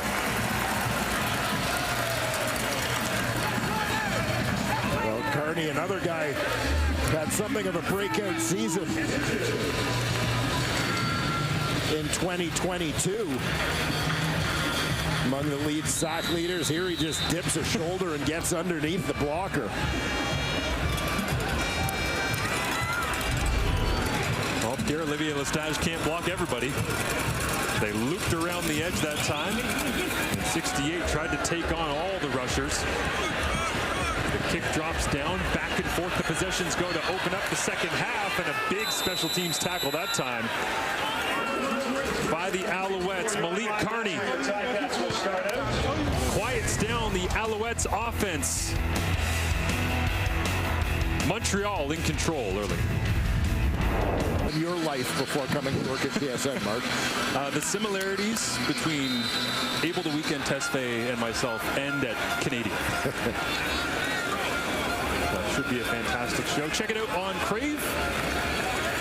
As Hamilton craves getting anything going offensively here with Matthew Schultz flipping it out to Duke Williams on first down, trying to make a move in the open field. He does. Runs through 2 tacklers, and it takes the safety, Marc-Antoine Duquois, coming down to finish it off. As some pushing and shoving at the end between Terry Godwin and Tyrese Beverett. Gain of 15 on first down. Yeah, and this is a nice effort after the catch by Duke Williams, not a guy necessarily known for that part of his game. But one move, then uses his size, drop the shoulder and fight for that first down. Schultz hands it off in between the tackles, trying to run in behind the left side of that line. They're going to be able to run the rock in the second half at all. It would likely have to be behind Brandon Revenberg. Veteran power blocker out of Grand Valley State. Yeah, Revenberg a couple times the East finalist as the league's most outstanding offensive lineman, a former number 3 overall pick in the CFL draft. They'll line up here after they break the huddle on 2nd and 8. 3 receivers to the right of Schultz. Loads it up, goes that direction. Duke Williams sliding to the turf. Did he dig it out? No whistle. Now they'll blow it dead. And Marc-Antoine Dequoy pointing at the ground. You see the yellow paint coming off on the black and gold helmet and jersey there of Duke Williams. And they'll say for now a completion and a first down. That young offensive line does a nice job picking up the twist in the interior, and Duke Williams clearly doing his part here in the 3rd quarter to try and get this Tiger Cat offense going. Not an easy catch from Duke Williams. Sliding early to get low enough to find the football. As Schultz will go back to the air. Flips it outside. This time it's Keandre Smith taking his first grab of the ball game. And again, it's a first down on first down for Hamilton. Moving the football with a gain of 15, trailing 21-9. With that young offensive line, good to see the running back helping out. Watch for the blitz coming off that offensive right side. James Butler doing a nice job to track that. Get over with the cut block. Empty it out for Schultz on 1st and 10. They go to the screen. It's high, intended for Godwin. They skipped that one to him in the 1st quarter. Twain went right back to the well. Same spot on the field, incomplete again. Yeah, and this is just the impact as you see Montreal getting upfield in a hurry, forcing Schultz to rush that delivery a little bit and impacting his accuracy.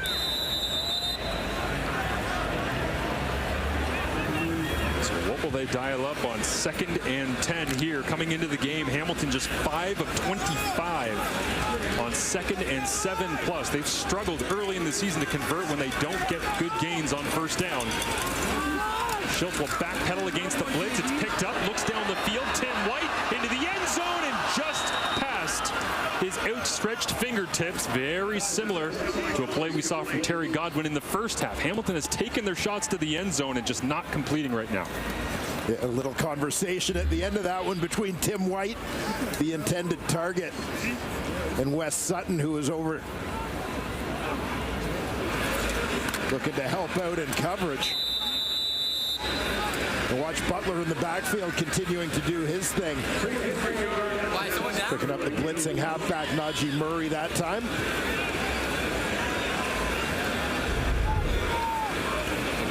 Billy Flynn will hold for Mark Leggio on a 44-yard attempt. Kick is up and perfect.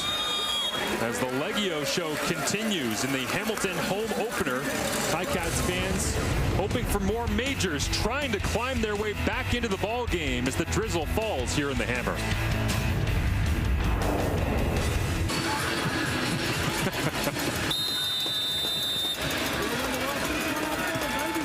Hamilton fans traveled well to BMO Field in Toronto 5 days ago. Saw a loss to the rival Argos. Here they are in another East Division tilt against the Alouettes, who against the odds, what a lot of people expected in the preseason. Right now, if their defense can make some more plays, it looks like they might be 2-0 on the season. As once again, there's 43 making plays on specials. He's making a name for himself, Carthel Flowers Lloyd. Well, he sure is. Flowers Lloyd out of Stony Brook, and interesting to see him in this special teams role. Your kind of DB linebacker hybrid guy following in the footsteps of another guy out of Stony Brook here in Hamilton, Tyrese Beverett. Yep. Now with the Alouettes, where he's gone on to become a starter after being a monster teamer for the Cats. Flowers Lloyd looks like he's just shaking his head and going, man, it's too easy. I just keep finding the football here on special teams. Cody Fajardo hands it off. William Standback drives the pile forward for a gain of 5 on first down. Yeah, a little bit of north-south movement that time for the Alouettes in the run game. Offensive line getting a decent push there. As for Fajardo, when we spoke to him this week, listen, you're a big guy, 6'2", 220. You ever bump into Standback at training camp or here early in the season and just said, man, he's bigger than me? He said, no, not yet, but I often stare and watch as he runs north-south through the line of scrimmage. See if they go back to him here on 2nd and 6. Just a 3-man rush from the Tiger Cats. Pitch to the outside is complete. This full Speaker hauls it in. It'll be a first down for the Alouettes.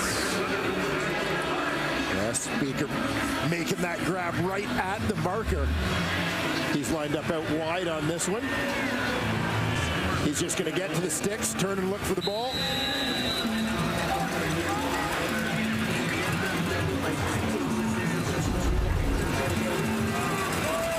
Richard Leonard in quickly to make the tackle.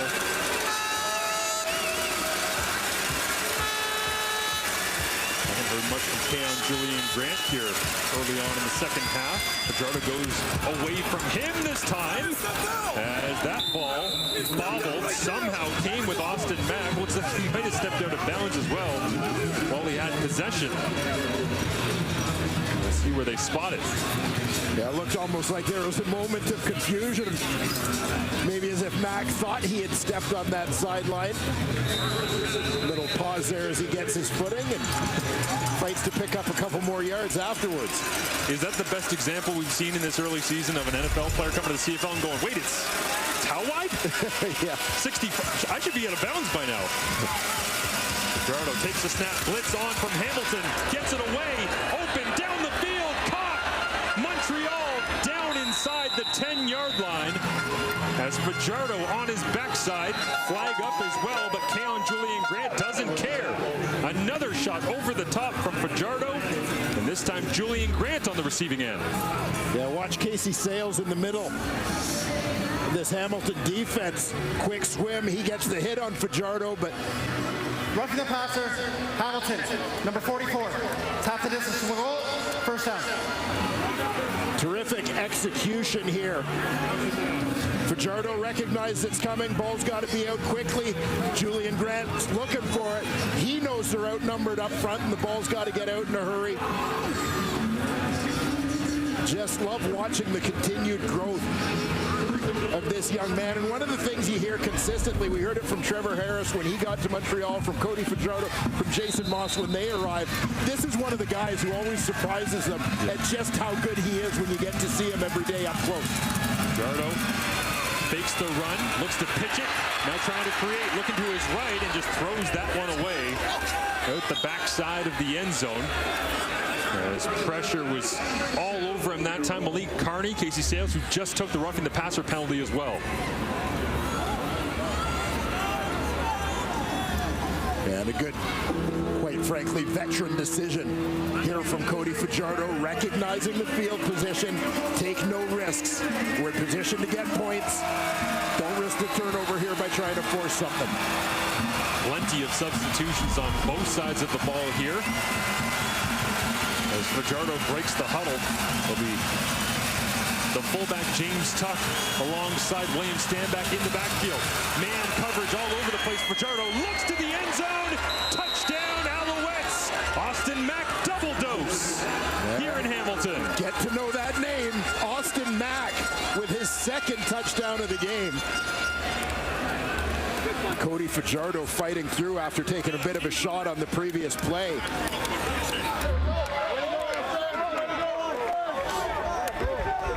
Ticats load up, bring an 8 at the line of scrimmage, which leaves them exposed on the back end. Forced into man coverage. Mack gets inside position, big target. Fajardo finds him over the middle. Six plays, 74 yards in just 3 minutes of action for the Montreal Alouettes before Austin Mack is back in the end zone. Get to know that name is right, Dwayne Ford, as they continue to find 81, and he just keeps making plays time after time. Soft hands, lands the dismount, and Montreal extends their lead.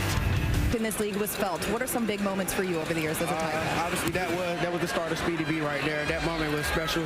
Introduced me to the CFL league, and then obviously the opener of the stadium. That was a big moment for us and the city and the team. And then obviously prior to my Montreal Eastern Final game in 2015, I think it was, I had a couple of returns. You know, that day I was just feeling myself a little bit, but man, I got a lot of great memories at this stadium. I had so much fun, and I'm just enjoying myself tonight for real. The crowd went ecstatic when you first came out here, so to be back here at the Tim Hortons field, to be honored by this crowd, what does it mean to you? It means everything. I gave my heart and soul to this organization, and I just love that they're giving me the love back that I think I deserve. So I'm happy to be here, and I'm just enjoying myself, taking every moment in. Welcome back, Speedy. Enjoy the rest of the game. Thank you. Guys? Thank you, Kenzie. Thank you, Brandon. As we get a look at the Hamilton Tiger Cats offense once again with Matthew Schiltz getting it out on first down, incomplete, knocked away at the line of scrimmage. But Brandon Banks, tons of great memories. But full credit here, just have to mention on the way out on Speedy, June Jones becoming the head coach of the Hamilton Tiger Cats. That changed that dude's life. Absolutely. Right. Prior to that, under Kent Austin, Speedy B was the return guy. Really not playing very many snaps on offense at all. June Jones took a look and recognized this is the most dangerous guy we've got. We need to get him on the field, get the ball in his hands more. And the rest is history. Schiltz on second down and 10, looks over the top again. They try to go to the corner route, looking for Tim White, incomplete. The flag is down. Wesley Sutton in coverage. Initial look from a distance, it looked fairly innocent, but we'll get a closer look here to see just how much Sutton had to do with the fall of Tim White.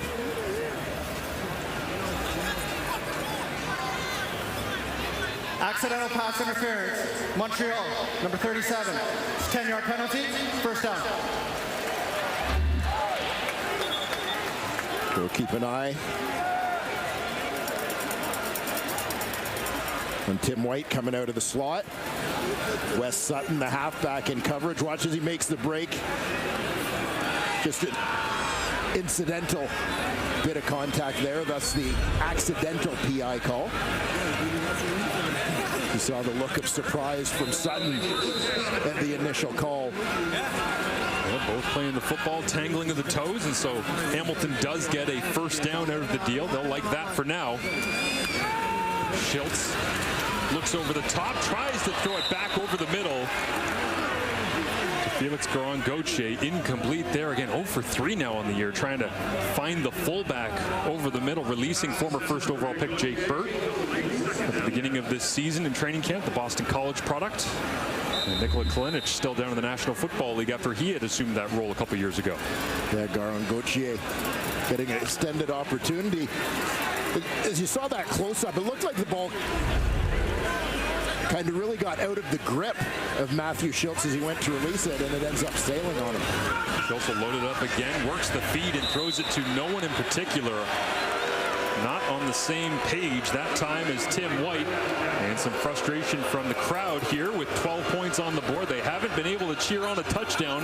4 field goals from Mark Leggio as Bo Levi Mitchell on the 6-game injured list looks on. And signals crossed here as it appeared that Schiltz might have been looking for Tim White. Route goes in, throw goes out. Bo Levi Mitchell wishing he could be out there. Flag comes down here on the return, very similar to the one that went to the house for Worthy. Another flag comes up, and it'll be along that sideline. The punter, Bailey Flint, making the play as 5 straight incompletions right now for Matthew Schiltz. Down by 16 points at the end of the third quarter. And this Hamilton offense just trying to get on track and find some kind of consistency. Net offense 6th in the CFL right now at well below 300 yards per game. Yeah, well, tonight it's about finishing those drives, and we talked about it right from the start. They had the great opening play to Tim White, settle for a field goal. Next possession, great play to Tim White for big yard, settle for the field goal. You look at this game offensively. Holding, Montreal number 20. The penalty is declined.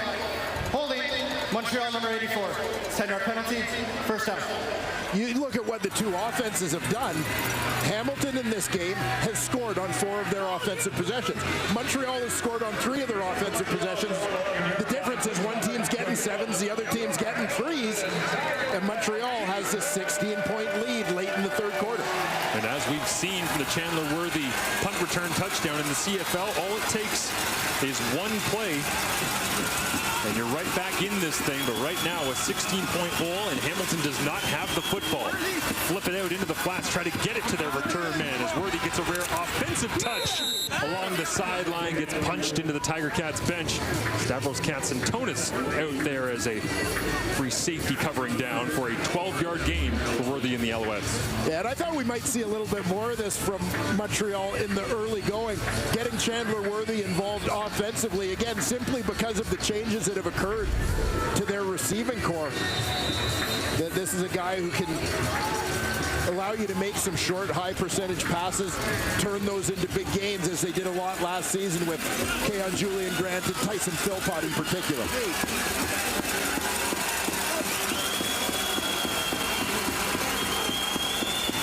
Just a 3-man rush from the Tiger Cats. Fajardo takes the check down.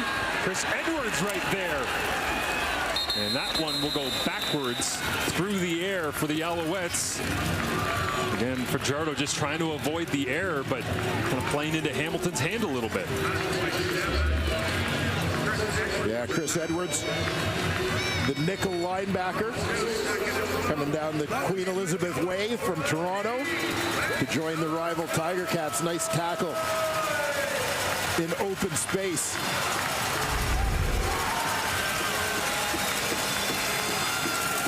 Nine tackles for Edwards coming into tonight. And a fumble recovery. There's pressure now from Hamilton on 2nd and long. Fajardo dancing, can't dance anymore. Down he goes, and Montreal gives up another sack. Malik Carney continuing to lead the charge, coming off a 7-sack 2022 season. You see Carney getting moved around a little bit, defensive end lining up inside there, creating that athletic mismatch, getting a quick defensive end on the inside against a guard, usually used to playing against some bigger, not quite as quick bodies. Pressure on again from Hamilton, and Zima gets it away. Should get great field position here to begin the fourth quarter, though, as Woods gets popped as he crosses into Montreal territory. Jedron Antwi right there at the end of the play alongside Alexander Gagne and the rest of the special teams unit. Matthew Schultz certainly has work to do, trailing by 16, but Hamilton and the Hammer hopefuls still in attendance here in the home opener on Friday night. Hamilton here in a Week 3 East Division clash, and yeah, it's the quarterback sacks in the second half, being able to get into the backfield, trying to create some momentum, but Hamilton, every time they get close, Noel Thorpe and that defense for the Montreal Alouettes finds a way to get off the field. Yeah, they have. They found a way to dial it up at critical times, and now it's up to Hamilton and that offense to find their answer, to find their next move in the chess game that allows them to overcome. As Noel Thorpe loves to send that pressure, loves to blitz. If Matthew Schultz is going to storm back here in the fourth quarter in the home opener, he's going to have to do it likely against some pressure, and let's be honest, make some great throws against man coverage as well. There's nice field position to begin the fourth quarter for Hamilton.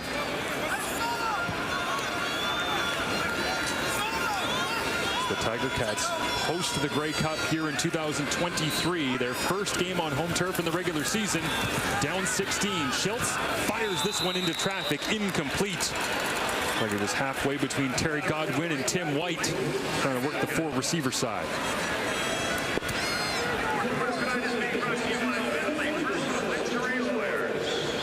They had that 4 receiver side to the left, but meanwhile the running back James Butler was swinging out to the right. It didn't look like anybody went with him. Schultz not getting that far in his progression.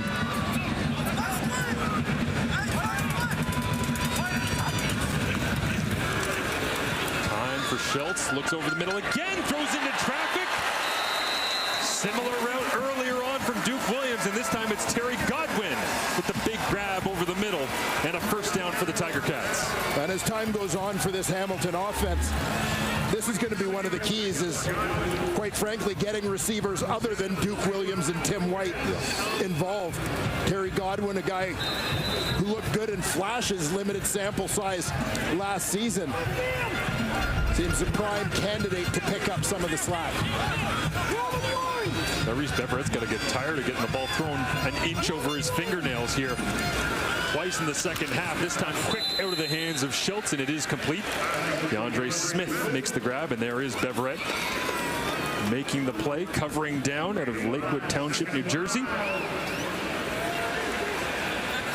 You give the Hamilton Tiger Cats some credit for the job they've done scouting and developing players. It's kind of a drag in free agency when guys like Lorenzo Malden and Tyrese Beveret end up moving to division rivals in free agency. Lots of options for Schultz. Out to Godwin, tries to break a tackle, can't get away. As that's Ento bringing him down, but not before. Another first down for Hamilton. Hey, now this is crunch time for the Hamilton Tiger Cats. You can't settle for 3. You're still in a 2-possession game with a 16-point deficit. But limited possessions left now as we're into this fourth quarter. You got to cash in.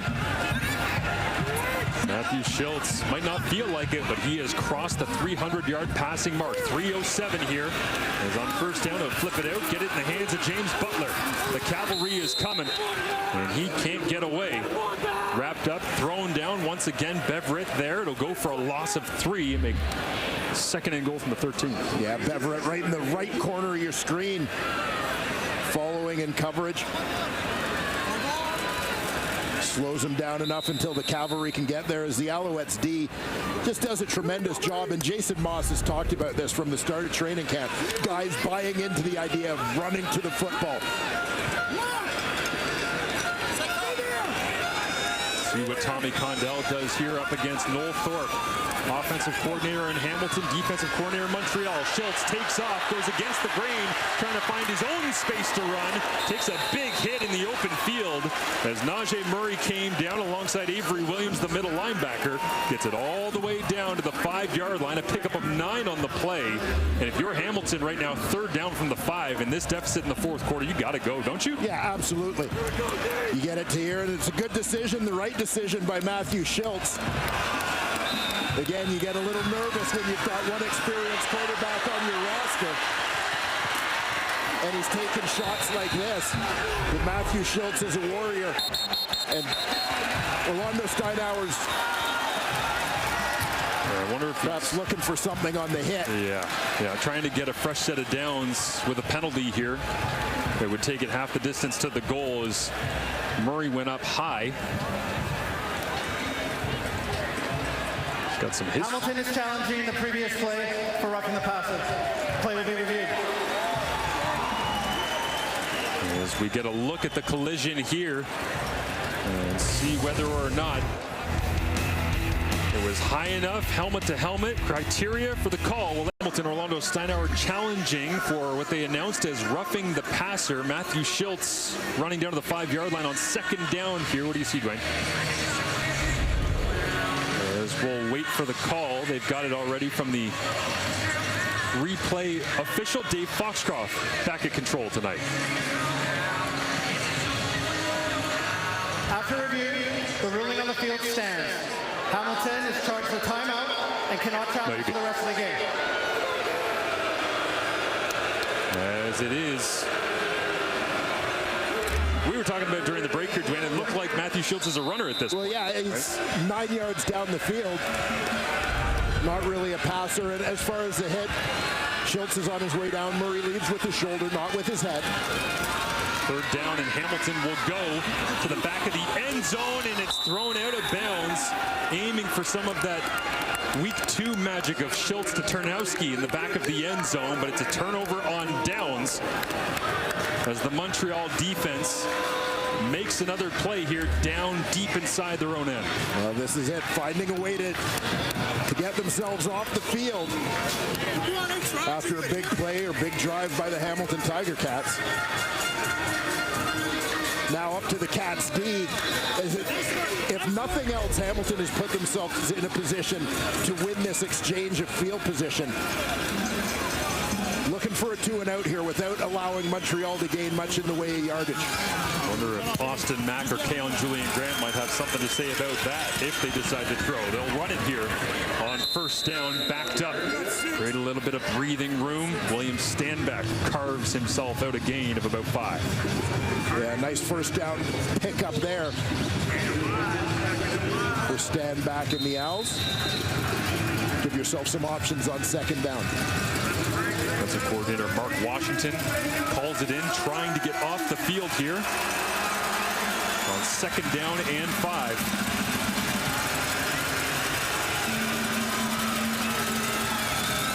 Snap to Fajardo. He will throw. Comes. Now he goes down once again. Sack, and the yardage that was gained on the first down William Stanback rush goes right back to Hamilton. Yeah, and that's a biggie for the Hamilton D.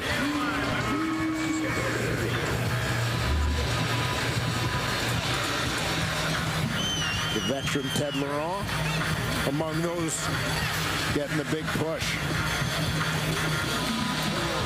Watch Keon Julian Grant here.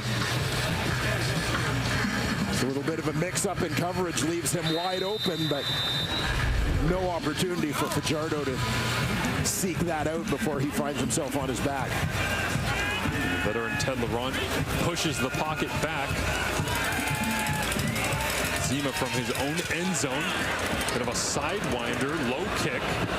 Drops the 40-yard line, takes an Alouettes bounce out to the 50. And that is where Hamilton will get possession of the football back.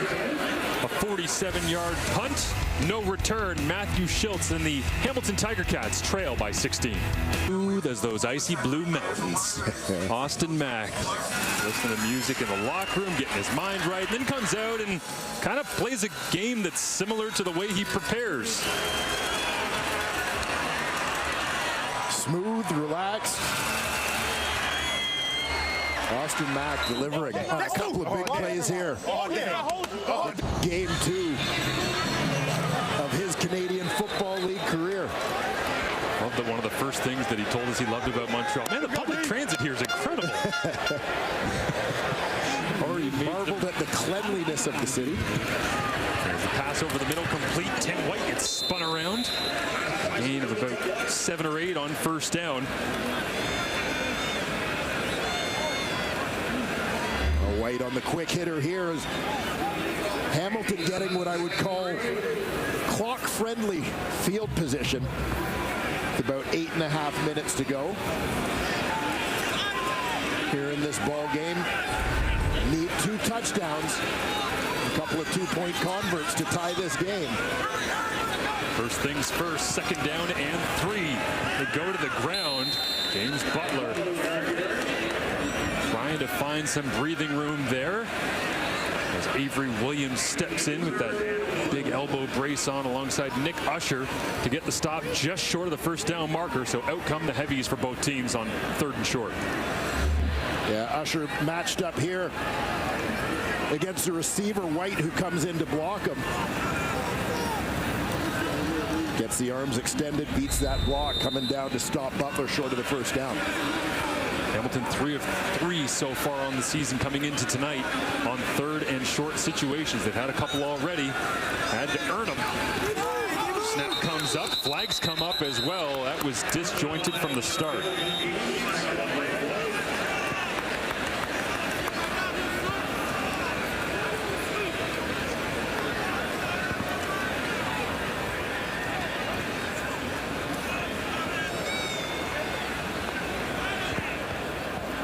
Procedure, Hamilton, number 9.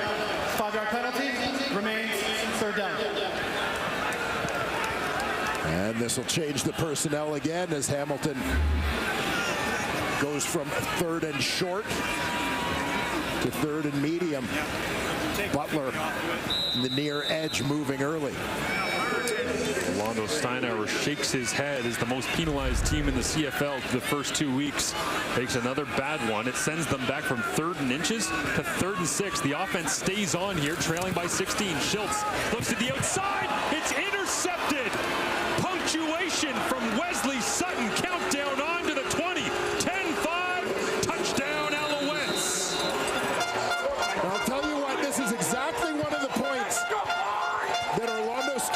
made to us during the week when he talked about the team improving its discipline in terms of not taking as many penalties, but how the timing of the penalties can kill you.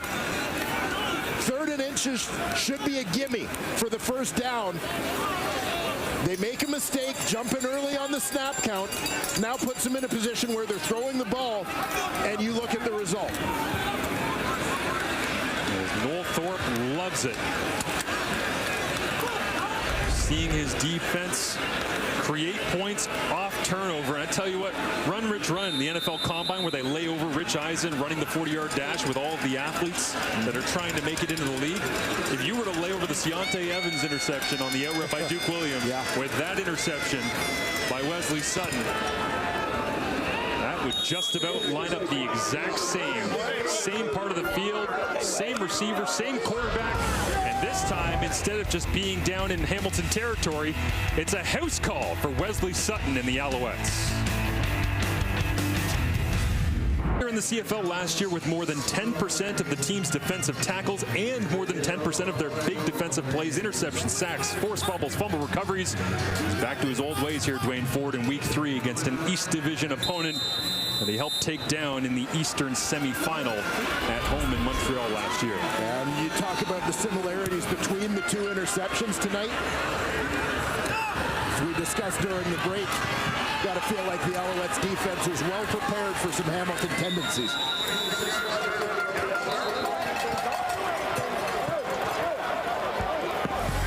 Cause part of me is still sitting with you in the back corner booth on a different night. Baby, I'm in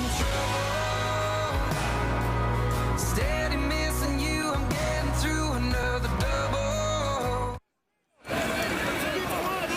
As the rain starts to fall a little bit harder and that football becomes more slick, Hamilton trails an even larger deficit in their home opener.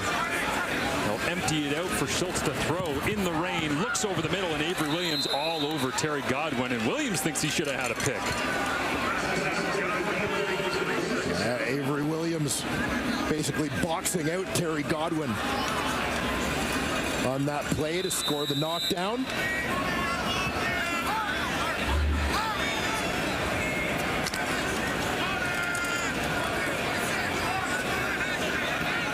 And there's the former red-black middle linebacker fighting through. 5th-year CFLer signed here in Montreal in free agency. Schultz into a bunch of Alouettes. Bermuda triangle of white uniforms there. A no-go zone, and the Alouettes get a quick and efficient 2-and-out. Well, their defense has stepped up, and I go back to the point again.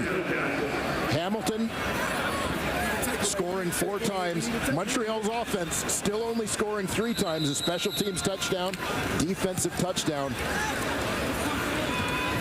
Really swinging this game heavily in the Alouettes' favor. And of course, as mentioned, the Cats not cashing in.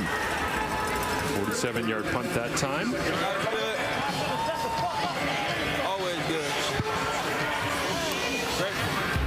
Scan the QR promo code on screen to pay $30 less on a Crave Total 6-month plan versus a monthly subscription to get access to the most talked about series and latest hit movies.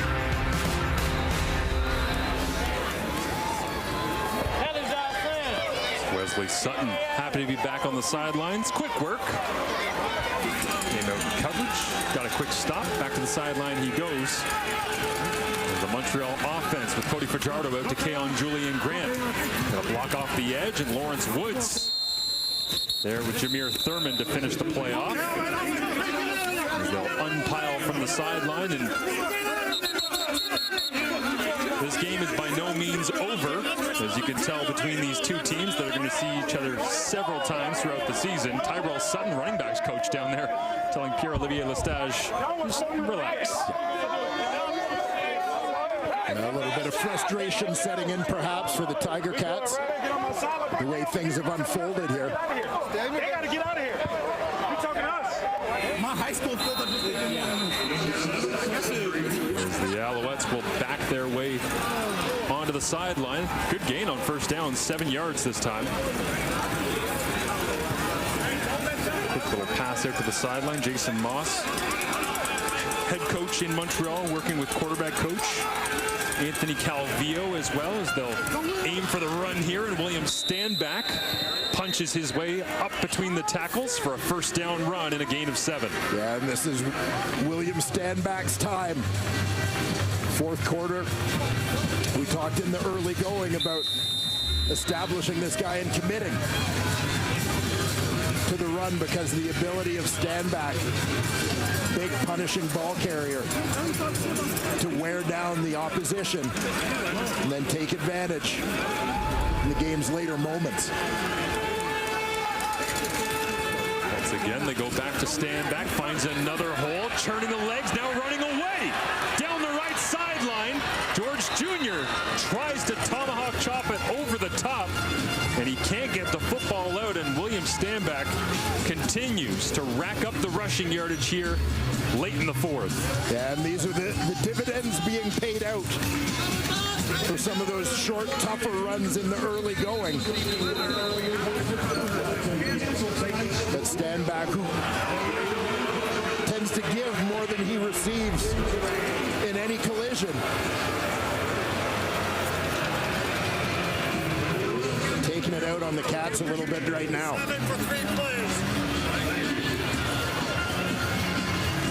A run of 40 yards that time for Stanback. His last time he was out as Javian Elliott gets a look. Newcomer to the Tiger Cats secondary over in free agency from Calgary. But Stanback in week 1 got 48% of the touches, 16 on the ground, 4 through the air. It's interesting with Jason Moss because he wants to run the rock. He wants to play heavy. He wants to have the extra offensive lineman and use the fullback. But what he really wants to do is use all that to just open up Austin Mack and Keon Julian Grant, and you get Greg Ellingson back and Reggie White Jr. and Tyson Philpott. They've got a lot of things they can play with in this offense, as we've seen early in the season, despite the injury bug biting them at the end of training camp. Yeah, we hadn't mentioned Greg Ellingson, the veteran receiver, former Ticat, former Bomber, spent some time in Edmonton as well, but when healthy, a perennial 1,000-yard guy through the air, and here a perennial 1,000-yard guy on the ground, as you see William Stanback starting to climb the Alouettes career rushing charts. So Mike Pringle's got a pretty substantial lead on the pack. Is he going to get called Mr. 3000 in the locker room after the game? In this game, crosses the 3,000 mark for the Montreal Alouettes. Time count violation. Montreal, number 7. 5-yard penalty. Repeat, second down.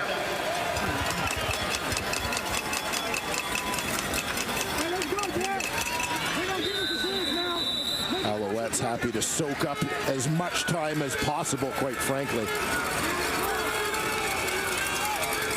Pressure on from Hamilton. Fajardo backpedals. Lots of room out in front of Stanback. He's got a couple of blockers, and he dances into the secondary all the way inside the 10, as all of the offense goes through 31 right now in Montreal.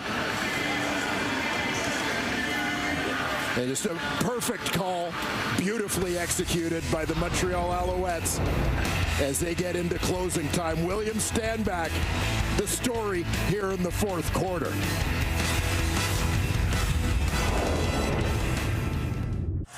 On TSN, it's Calgary. Last time we saw them back in week 2 up against the Ottawa Redblacks. They finished that one out.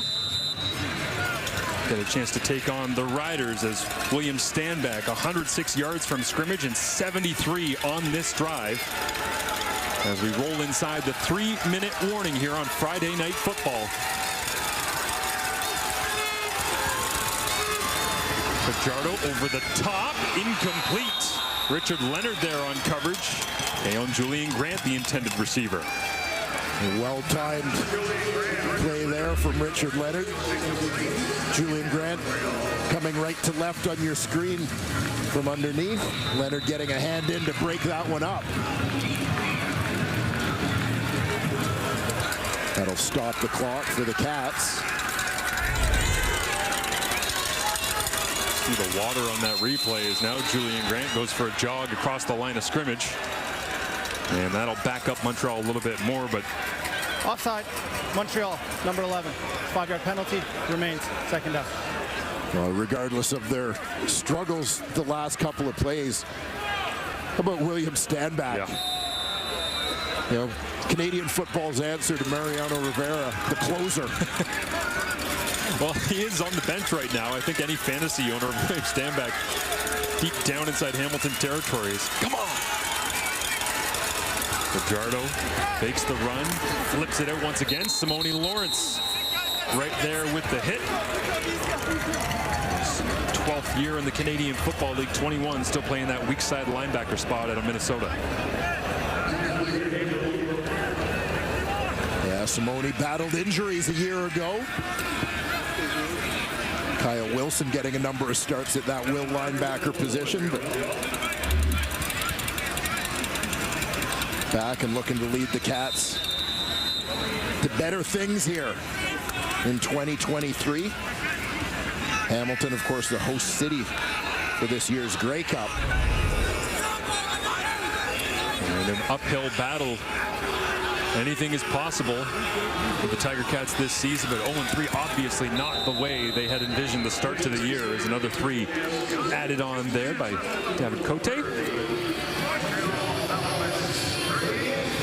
And Simone's been around for all of it, man. I mean, he's been through 14, 19, 21 here at home. Yeah, one of the great one-sided trades in Canadian Football League history, a deal that... The Manziel deal? No. Oh. Simone Lawrence and Jeremiah Masoli coming over from Edmonton. Nathan Kanye, Carson Rockhill heading the other way. Greg White, veteran offensive lineman, I think came east in that deal as well. It is amazing when you go back through the trade trees, as I know you are wont to do, whether it's draft history in the Canadian Football League, Dwayne, or the trade trees, and you see, man, long term you piece together and you go, that guy got traded for what? Yeah. A lot of rich history across the league. And of course, with both of these teams taking each other on, but tonight it was all Montreal as Lawrence Woods returns this across the 30. And it is Jedrin Antwi grinding on special teams as a running back. Comes in to finish it out. Lawrence Woods not happy about the end of the tackle on that play.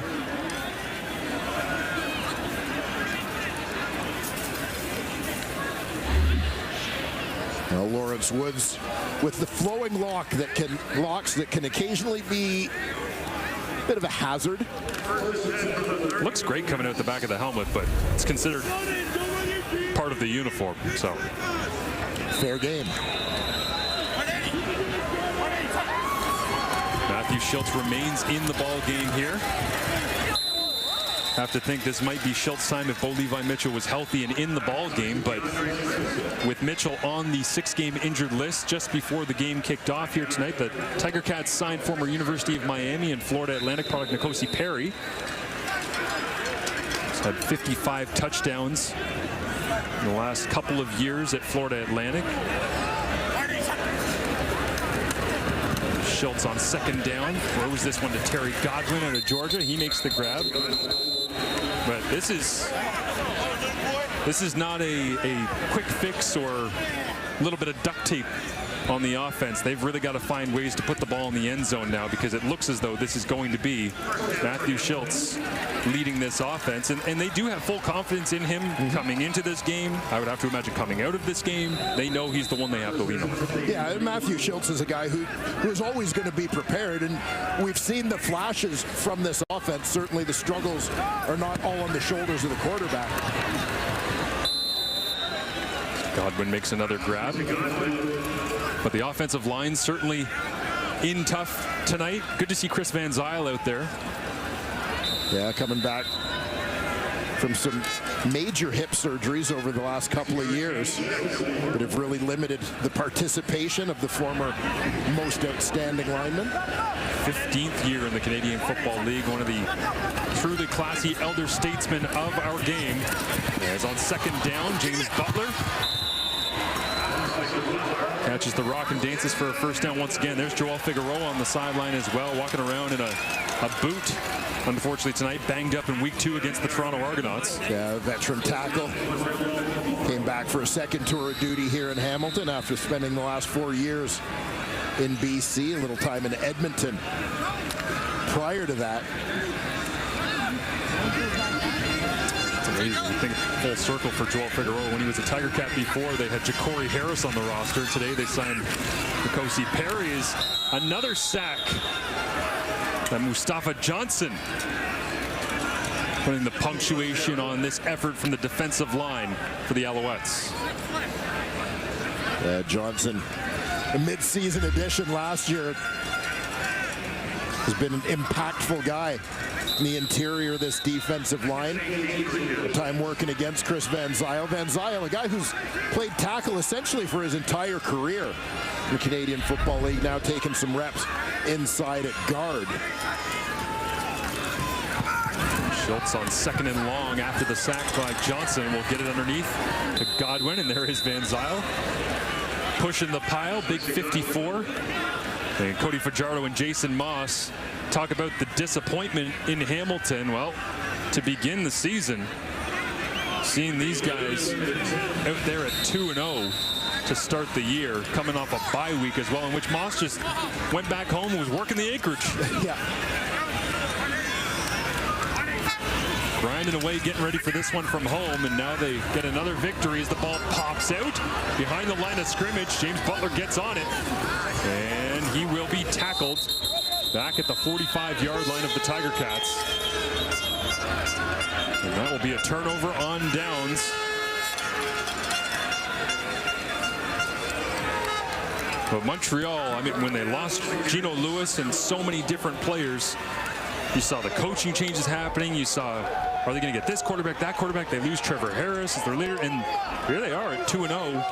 And they haven't exactly blown you away offensively, but Austin Mack looks pretty good. Him and Cody Fajardo have got a connection. That defense is playing at a high level right now. Yeah, they really are. And you know, Jason Moss, having talked to him a couple of times in the early going this season, one of the things he said he has loved about his new team, their work ethic and the overall buy-in.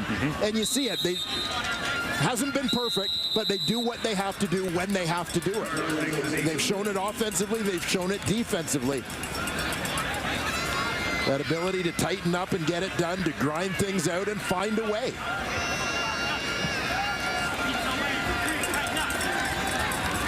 And Montreal earns a road victory in Hamilton's home opener as Chris Edwards at the end of the game decides to take a charge and chuck. And Orlando Steinauer is disgusted right now by the free agent acquisition from the Toronto Argonauts, who walked up like he was going to shake the hand of Austin Mack. And a two-hander to the chest. And that's going to earn more than just a flag at the end of a game.